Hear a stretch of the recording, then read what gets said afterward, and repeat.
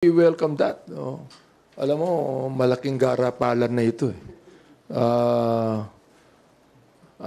Itong Bamban Mayor Alice Goo sa kanyang mga sagot. Ito natin maigi talaga pang Pilipino ito. I mean, hindi siya dapat maging mayor kung hindi mapatunayan Pilipino siya. Dapat lamang na tanggalin na ito bilang mayor. Pagkat hindi ang sa akin ang Chinese hindi lamang ang China hindi lamang gustong kontrol ng West Philippine Sea, pati buong Pilipinas kontrol na even our universities, no? Kaya magkakaroon kami ng hearing next week on this tungkol sa BI and everything like this. So sa akin po, yung gagawin ng OSG tungkol kay Alice Goo, maganda po yan. And I hope that pwede naman itong tanggalin na ng DILG kung kinakailangan, kung talagang merong batayan ng kanyang pagtanggal.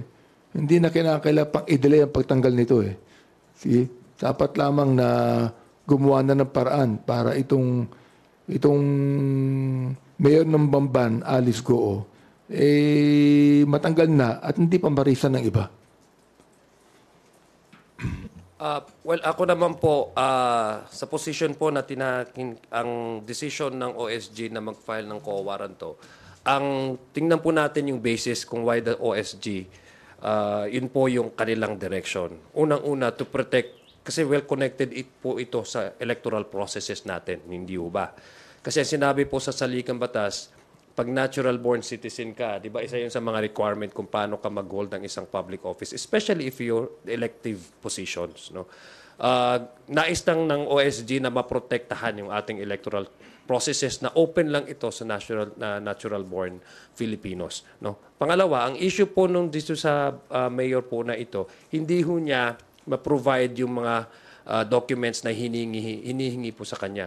17 years, I guess, no? 17 years in the country. Ang sabi niya, registration. Alam niyo po, sa late registration, para kumuha po kayo ng birth certificate, marami po yung itatanong sa'yo, marami po yung proseso. Kailangan mong dalhin yung mga kapitbahay, mag-testify, nanay mo, tatay mo, para ipaprove talaga na ikaw ay pinanganak dito sa bansa at ikaw ay natural-born Filipino. Base po doon sa mga sagot niya during the committee hearings, hindi po niya matandaan. Ako personally, I would pinaka-importante po sa buhay ng tao aside from pagpapakasal, kasi napag-usapan natin yung divorce, ay yung kumuha ka ng iyong citizenship. Hindi yan madaling makalimutan. Kasi sa sobrang dami po na requirement na hiningi sa iyo ng local registry mo, hindi ho yan makakalimutan. Baka makalimutan, imposibleng makalimutan ng kapitbahay mo na dinala mo doon. So I don't buy that reasons na hindi niya matandaan na nakalimutan niya agad-agad. It shows that how serious na our government really in protecting our electoral processes, na hindi maging mockery at hindi maging katawa-tawa. No? Ako po I agree with the direction that is now being taken by the OSC, because we also have to protect yung right ng mga kababayan natin na bumoto sa kanilang kapwa Pilipino, kasi nasa Constitution na po yan. But ako may personal din ako na issue beyond the concern the concern with the mayor of Bamban, in Tarlac.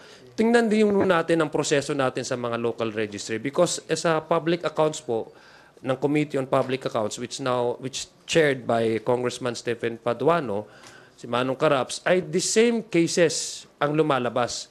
Para bang ang bilis makakuha ng citizenship yung mga dayuhan dito, and mostly these are Chinese individuals. Many of them even involved in mga krimen, no?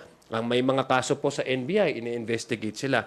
Similarly, although it is a separate cases altogether with the mayor pero makikita mo, kailangan talagang ma-review din natin yung proseso ng local registry natin doon sa pag-file, pag-avail ng citizenship all the way to the PSA.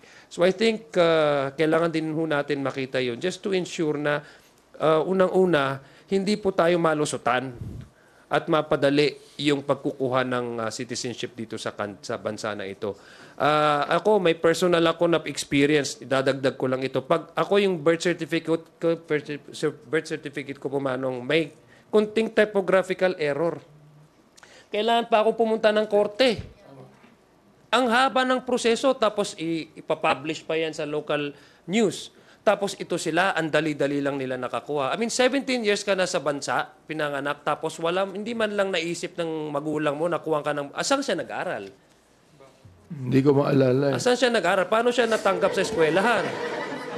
Kasi kailangan ng birth certificate bago ka mag-aral eh. Sinasabi ko lang, sa isang Pilipino na natural born Filipino na dito talaga pinanganak dahil may birth certificate, typographical error, ang